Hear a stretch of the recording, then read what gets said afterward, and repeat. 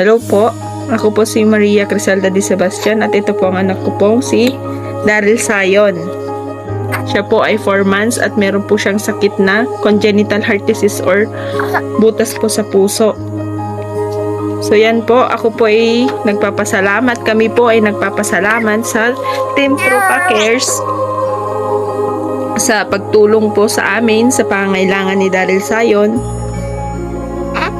Sana po marami pa pong katulad nyo. Maraming natutulungan at isa na po kami dun. Kaya sobra-sobra po ang pasasalamat namin. Thank you so much po.